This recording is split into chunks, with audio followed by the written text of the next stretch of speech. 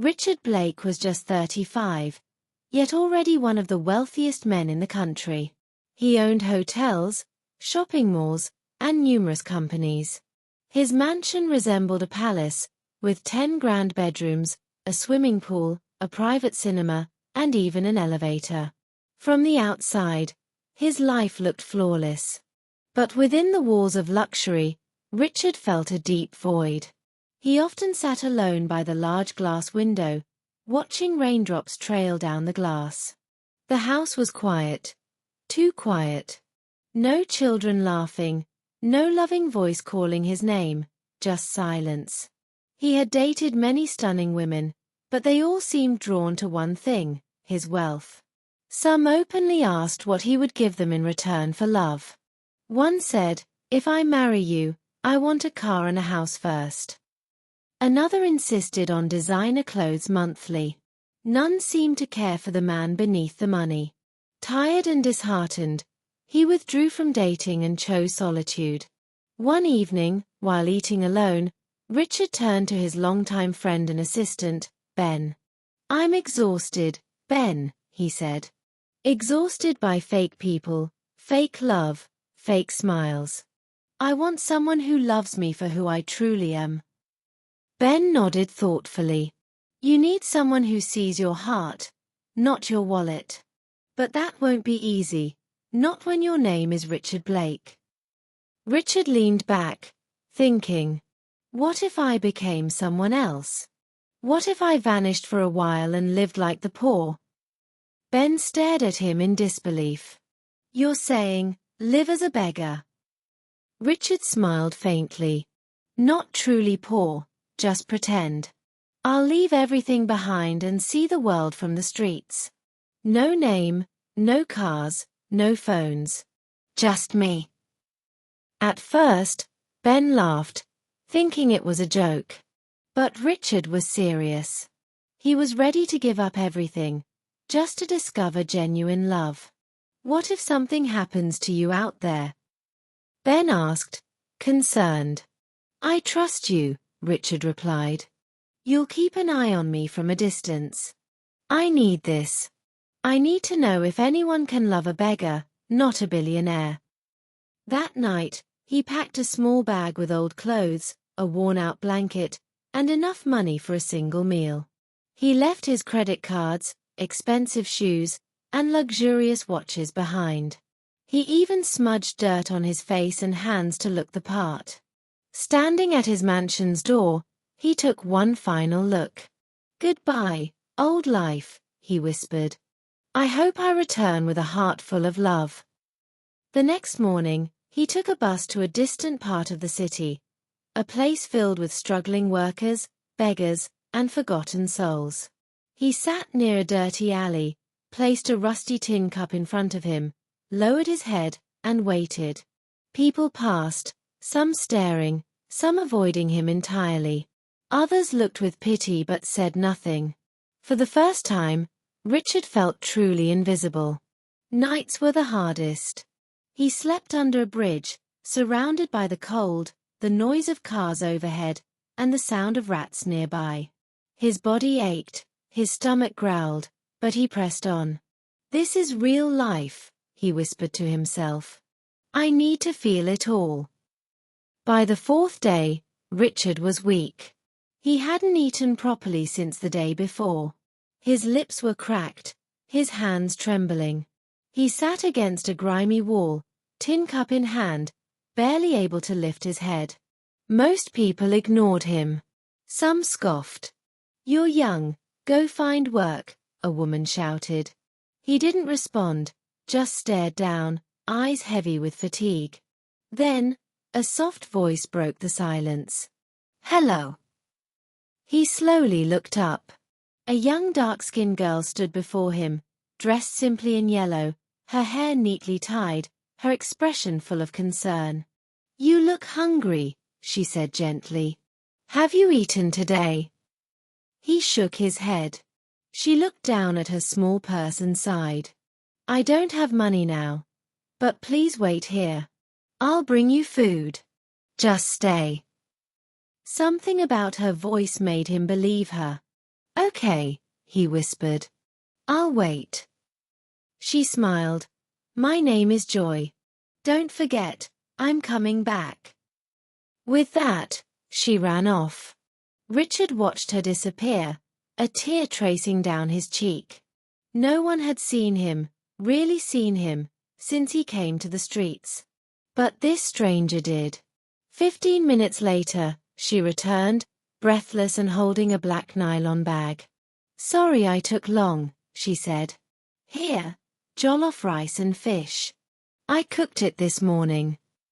The smell made his stomach twist with hunger. He ate with his hands as she sat beside him. Eat slowly, she said with a smile. Don't choke. When he finished, he looked at her and whispered, Thank you. She simply nodded. After a while, she asked, Where do you sleep? He hesitated. Under the bridge. Her eyes widened. That's dangerous. People fight, steal. It's not safe. He shrugged. I have nowhere else. Wait here, she said suddenly. I'll ask my father. Maybe he'll let you stay in our compound. But things are complicated at home. Richard looked curious. All of you live in one house. She nodded. My father married my mother long ago. But she couldn't have a child for years, so he married a second wife. He listened as she continued, her voice low. The second wife gave birth first, a girl. My father was overjoyed. He celebrated her, showered her with gifts. Then my mom finally got pregnant, and I was born.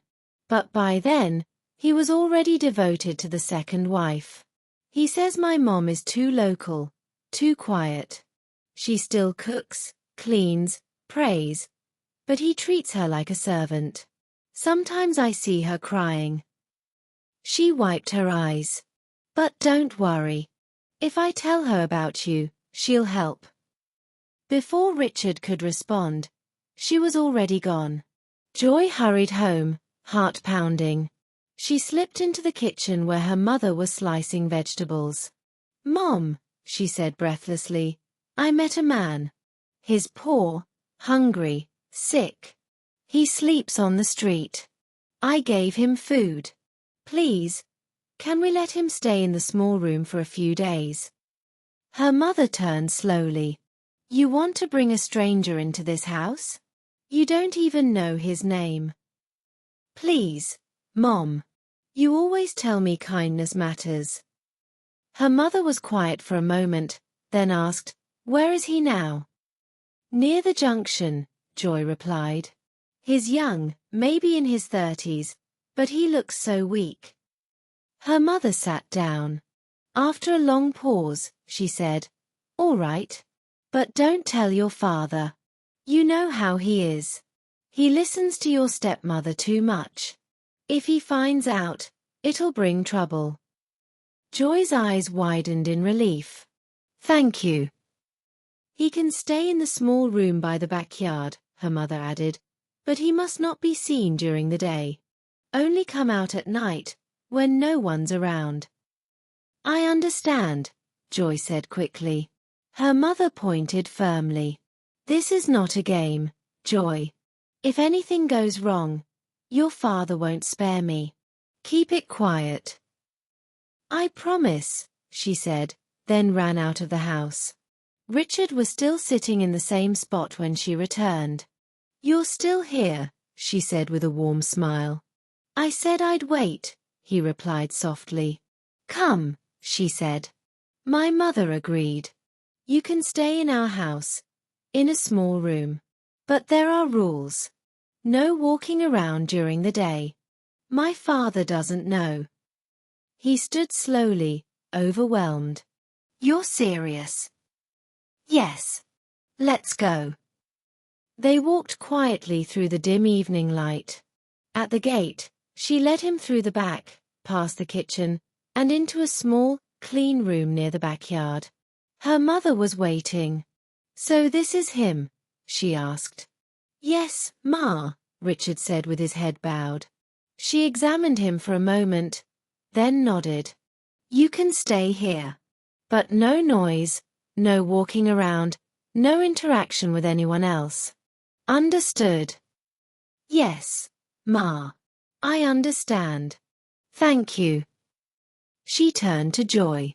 Bring him a bucket of water, some soap, and a wrapper. I'll bring him food and a mat later. Yes, Mom, Joy replied. She returned moments later with the items. Richard stood still, tears brimming in his eyes. God bless you both, he whispered. I don't know how to repay this. Start by resting, her mother said gently. You need your strength. That night, Richard washed up quietly in the small bathroom behind the kitchen, making sure no one saw him. Later, Joy's mother brought him a warm plate of rice and stew. He ate in silence, then lay on the mat, staring at the ceiling. For the first time in many days, he felt a sense of peace. Inside the house, Joy sat on her bed, deep in thought. There was something different about him. He didn't speak like the others on the street. His words were calm, clear, respectful. And his eyes, they looked like they carried untold stories. Who are you, really? She whispered to herself. The next morning, Richard woke up early. He sat up slowly, stretched, and listened to the soft sounds around him. Birds singing, a distant rooster crowing. The room was small and simple, but it was warm. It felt safe. It had something that all the riches in the world couldn't offer: kindness. Then, a soft knock came on the door. It's me, Joy, came her quiet voice. Richard stood and opened the door slightly. Joy stood with a tray, bread, a boiled egg, and a hot cup of tea. Good morning, she said with a gentle smile. Good morning, he replied, taking the tray. Thank you. Joy stepped inside and looked around. Did you sleep well? I haven't slept that well in a long time, he said honestly. She sat on the wooden stool in the corner. I hope the room's not too hot. Sometimes the window doesn't bring in enough air. It's perfect, Richard replied. More than enough. He ate quietly as Joy watched. For a while, they said nothing, but their eyes met more than once. Joy finally asked, Why were you on the street? What happened? Richard paused, unsure how much truth he could share. Life turned upside down, he said softly. I lost everything. I'm sorry, Joy whispered, lowering her gaze. You don't have to be, he replied gently. You've done more for me than anyone else ever has. Joy gave a small smile, though sadness lingered in her eyes. I just wanted to help. And you did. But peace doesn't last long in a house full of secrets. 2 days later, trouble began. Joy did her best to keep Richard hidden, bringing him food and water every morning and evening. Her mother helped quietly, making sure Joy's father and the second wife, Madame Stella, remained unaware. But someone had started watching: Martha, Joy's stepsister. She had noticed Joy slipping out early and late, sometimes carrying plates of food or buckets of water toward the back of the house. One afternoon, Martha turned to her mother. Mama, Joy is hiding something, she said with a sly grin. She keeps sneaking around. I think she's hiding a man. Madame Stella dropped her spoon. A man? In this house? Yes, Martha said confidently. Give me 2 more days. I'll catch her. Madame Stella nodded. Watch her. That girl and her village mother think they're clever. That night, Joy didn't realize she was being followed. Martha watched as Joy took food to the back and returned to her room. Then, she crept to the small door and knocked softly. Joy, she called in a quiet voice. Richard, thinking it was Joy, opened the door slowly. But his heart sank. It wasn't Joy, it was Martha. She stepped in, closing and locking the door behind her, her arms folded and a smug look on her face. "So it's true," she said. "There is a man in this house. This is where all the food has been going." Richard stepped back. "I'm sorry. I'll leave. Please, I didn't mean." "Shut up," Martha snapped, walking closer. "You're not going anywhere." "What do you want?" he asked. She smiled and moved even closer. "You're so handsome. Your eyes, your skin, your teeth, even your smell. I want you." "What?" Richard was stunned. "Please, don't say that. If you don't want me to tell my father, then sleep with me. Right here. Right now." Richard was disgusted. "Are you serious? You don't even know me. That's shameless." Martha laughed. "Call it what you want. If you don't touch me tonight, your secret's out." Richard shook his head in disbelief. "You need help." That insult burned her. She tried to touch him, but he pushed her hand away. "Get out," he said firmly. Suddenly, she screamed, "Daddy! Daddy! Help! There's a strange man. He wants to hurt me." Richard froze. In seconds, the compound came alive. Joy's father burst in with a stick, followed by Madame Stella. Martha lay on the floor crying fake tears. "There he is," she sobbed. "He wanted to touch me." "You!" Joy's father roared. "You came to my house to defile my daughter. You must die today." He swung the stick, but Richard blocked it with his arm and stumbled back. Joy and her mother rushed out. "Daddy, stop!" Joy cried. "He didn't do anything." "Keep quiet," he barked. "This is the stranger you've been hiding." "Yes, but he's innocent." Richard stood up slowly. "Sir, I'm not a thief. Joy and her mother helped me. I've done nothing wrong." "Lies!" her father shouted. "You slithered into my house like a snake." He raised the stick again, but Joy's mother stepped in front. "Please, hear the truth." Madame Stella shoved her. "You brought a man here without your husband's consent? Useless woman." Joy clung to Richard. "Don't worry, I won't let them hurt you." Her father looked at her, stunned. "So now you're defending this dirty man?" "He's not dirty," she shouted through tears. "He's the kindest person I've ever met." Martha, still crying, added, "He touched me. He tried to kiss me." "You're lying." Joy yelled. "You're the liar." Richard shook his head. "You're evil." Neighbors gathered at the fence, watching the chaos. "You have 10 minutes to leave before I call the police," Joy's father warned. But before Richard could move, Joy stepped forward, her eyes wet but steady. "No. He's not leaving. If he leaves, then I go with him." Gasps echoed. "What did you just say?" her father shouted.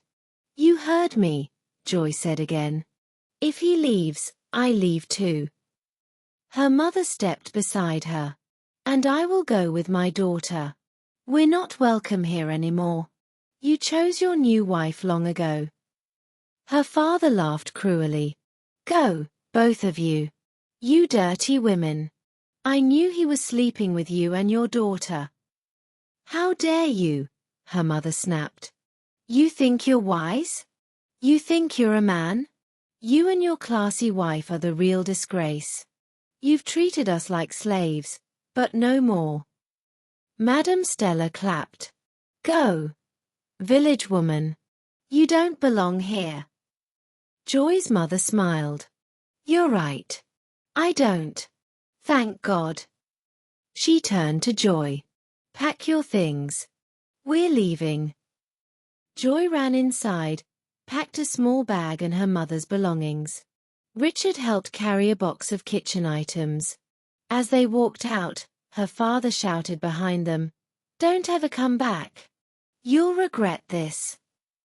Joy didn't look back. Her mother held her hand tightly. Richard walked beside them in silence, heart heavy and confused. About 30 minutes later, they reached a quiet area at the edge of town. Joy's mother stopped in front of an old, dusty house. "This was my father's house," she said softly. Joy looked around. "Mom, I thought this place was abandoned." "It was. But our relative moved out recently.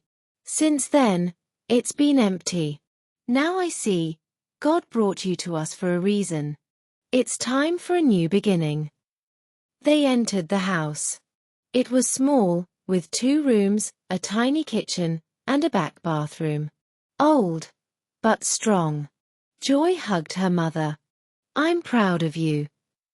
Her mother smiled through tears. "No, my daughter. I'm proud of you. You stood by a stranger. That's courage." Richard looked around and turned to them. "You shouldn't have followed me. You had a home. I'm just a poor man." Joy's mother placed a hand on his shoulder. "Don't say that. We lost nothing. In fact, we gained our freedom." Tears welled in Richard's eyes. "What will you do now?" Joy answered, "We'll start again. Clean this house. Fix it up. Live simply, with love and peace." Her mother nodded. "I'll go back to selling vegetables. Maybe even start a small food business. We may not have much, but we have each other." Richard sat on the old bench and looked at them. They had left everything for him, someone they believed was a beggar.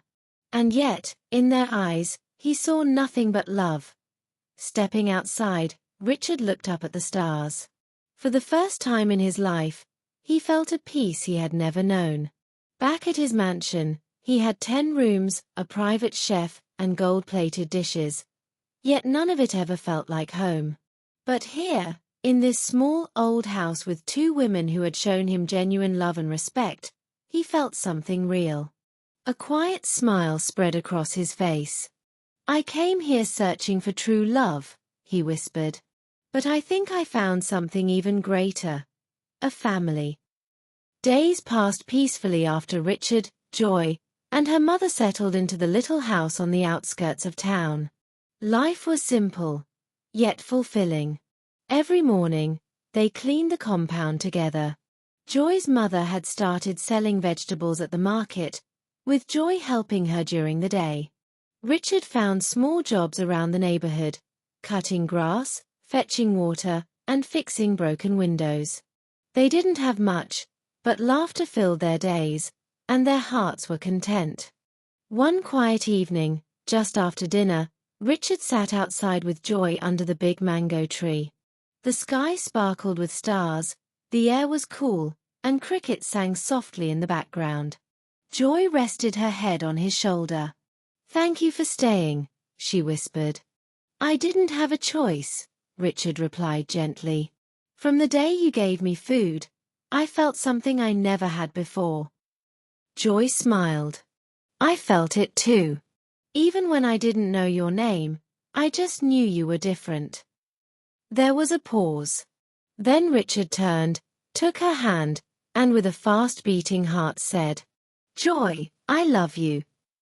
Her eyes widened, tears gathering. "I love you too," she whispered. "From the first day I saw you. I just didn't know how to say it." He embraced her tightly. "Thank you. You don't know what this means to me." "I should be thanking you," she replied. "You made me believe in love." They sat there for hours, sharing their dreams, fears, and stories from their past. Joy spoke of her dream to finish school and become a nurse. Richard just listened, smiling, knowing she still didn't know who he really was. 2 weeks later, Richard gathered Joy and her mother in the sitting room. "I've made a decision," he said seriously. They looked at him, curious. I can't keep living like this, depending on you. If I truly want to marry Joy, I need to work hard and build a life for us. I have to go to the city. Joy's heart skipped a beat. To the city? She asked slowly. Yes, he nodded. I need to earn, save, and prepare. I can't just keep eating your food and sleeping under your roof. Joy stood, shaking her head. No. I don't want you to go. Richard took her hand. Please, Joy, this isn't goodbye. It's a promise. I will come back for you. I'll build the life you deserve. Tears welled in her eyes. But what if you don't come back? I will, he said firmly. I swear. Her mother, who had been silent, finally spoke. My daughter, listen to him. He's a good man. If he stays here, what can he do? Let him go. Let's pray for his success. Joy looked between her mother and Richard. Her heart felt heavy. Okay, she said softly. But please, don't break my heart. I won't, Richard promised, pulling her into a hug. You're the only one I have. I'll come back better, and stronger. The next morning, Richard packed a small bag. He wore the clean clothes Joy had helped him wash and polished the old slippers she gave him. Before leaving, he hugged Joy's mother. Thank you for everything. She smiled warmly. Go well, my son. May God protect you. He turned to Joy. She didn't speak, only stared at him with teary eyes. I'll be back, Joy. I swear. You've given me a reason to live again. She nodded and hugged him tightly. I'll wait, no matter how long. He kissed her forehead gently and walked away, carrying his bag and his dreams. Joy stood at the gate long after he was gone, staring down the road. That evening, she sat quietly outside, gazing at the moon. Mama, she whispered. Yes, my daughter. What if he forgets me? Her mother came to sit beside her. He won't. You don't forget someone who saved you. Joy leaned her head on her mother's shoulder. I'm scared. Her mother rubbed her back gently. So was I, the day I married your father. But love isn't about never being scared.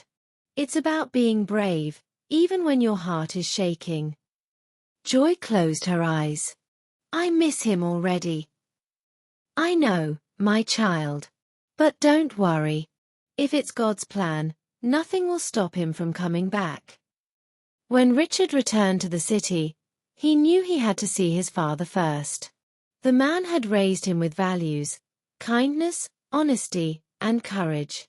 And now, having found true love, it was time to open his heart.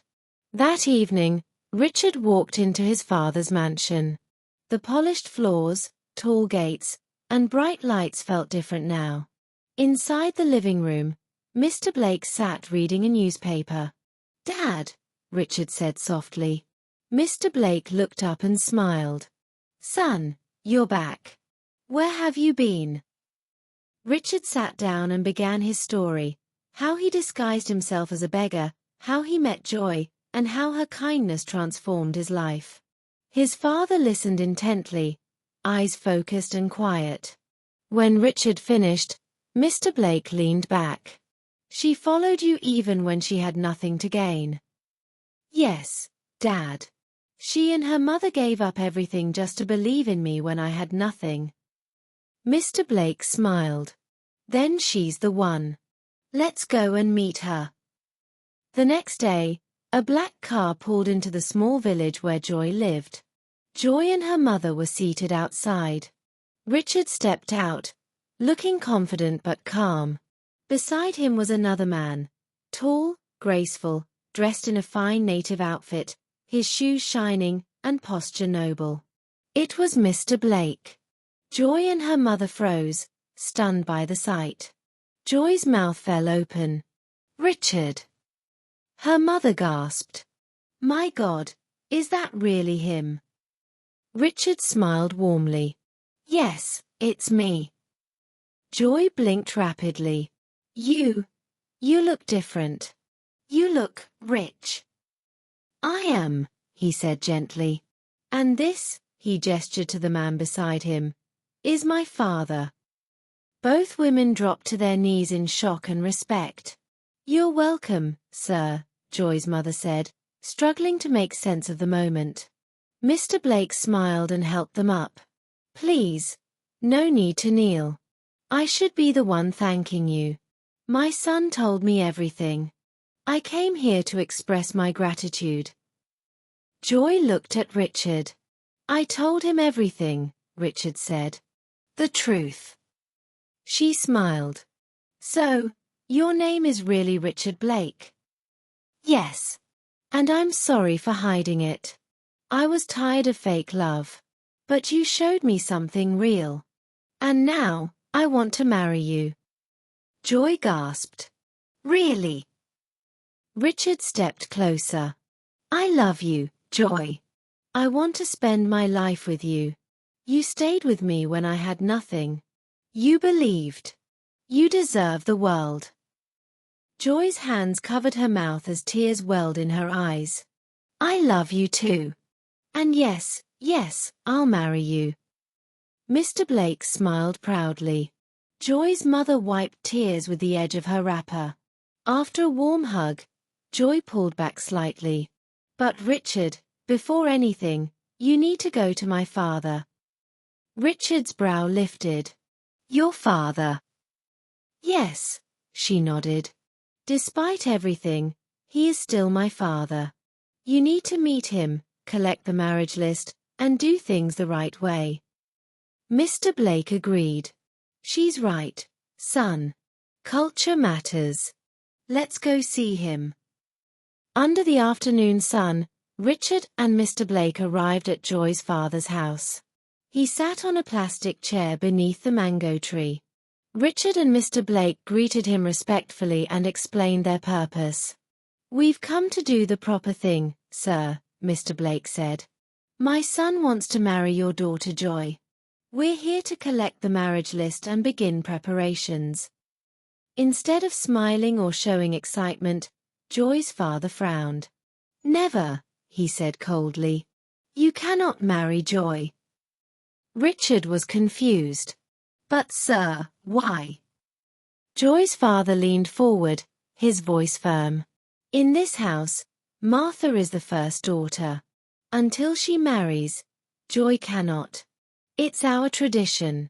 If you truly want to marry Joy, then marry them both, or wait until Martha finds a husband. Mr. Blake blinked in disbelief. What? Yes, Joy's father said proudly. Ask anyone around here. That's how we do things. The first daughter must marry first.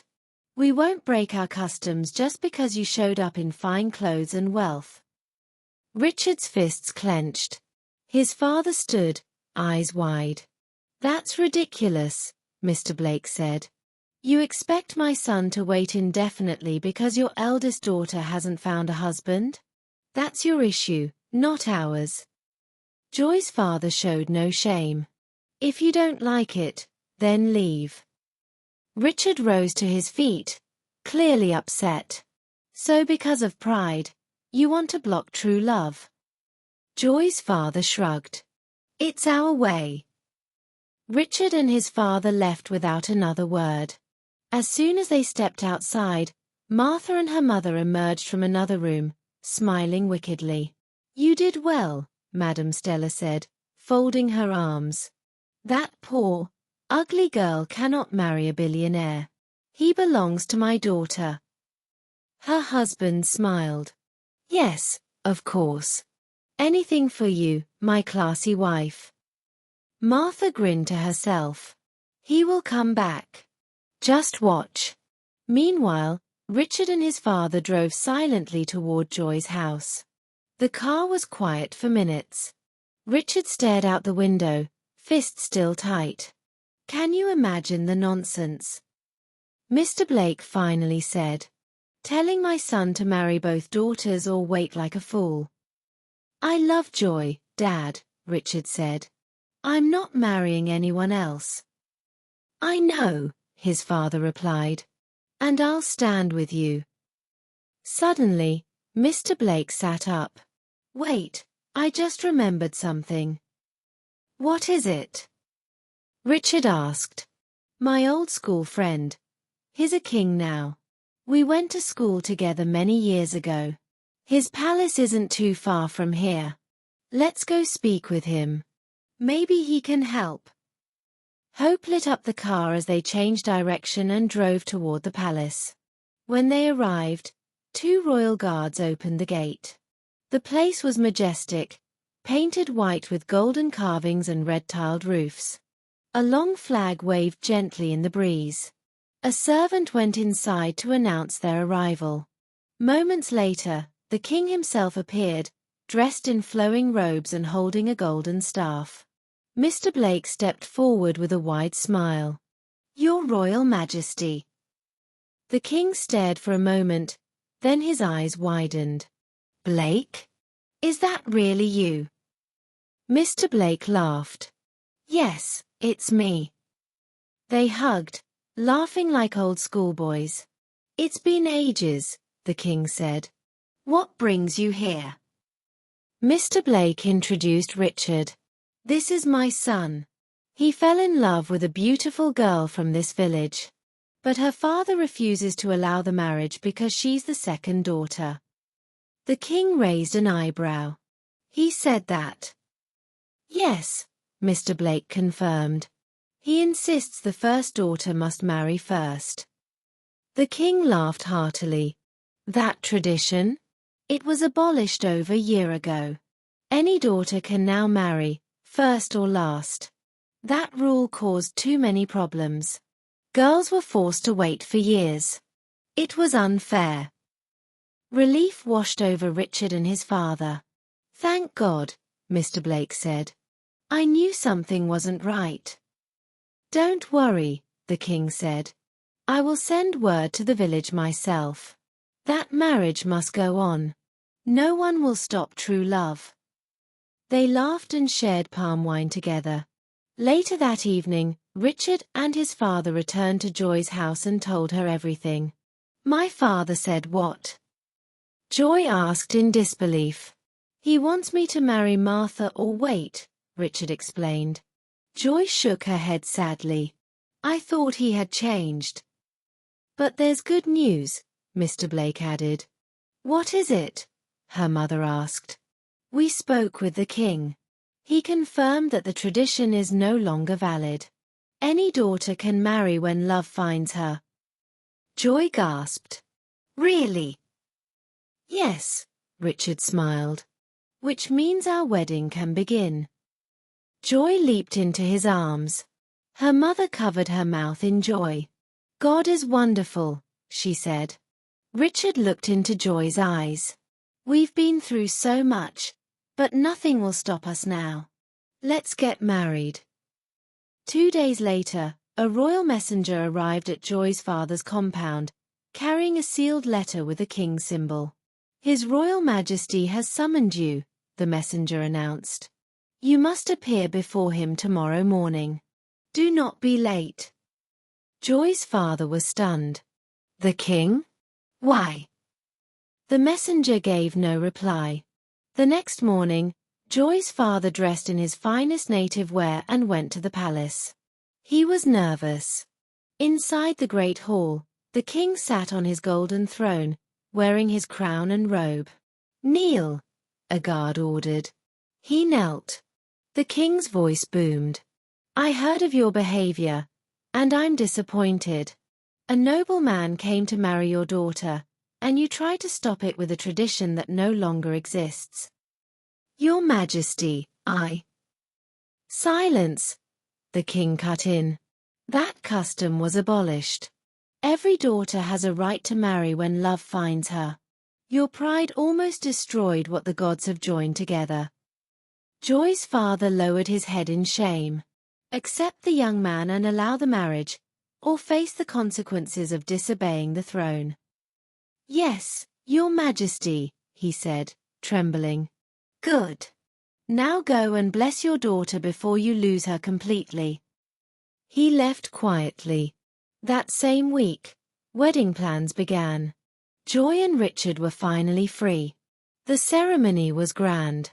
Decorations sparkled. Music filled the air. Guests came from near and far to witness the love story. Joy wore a flowing white gown, radiant with joy. Richard stood proudly in his native attire, holding her hand. Joy's mother wept with happiness. Even her father, humbled, gave his blessing. "I was blind," he whispered to Richard. "But thank you for not giving up." Richard nodded. "She's worth everything." After the wedding, Richard took Joy and her mother to the city. He moved them into a mansion with shining floors, soft beds, and a large garden. Joy's mother had her own room and all the comfort she once lacked. Peace had finally come. But back in the village, Martha and her mother were consumed with rage. "That poor girl is now living in a mansion." Stella screamed. "That should be me."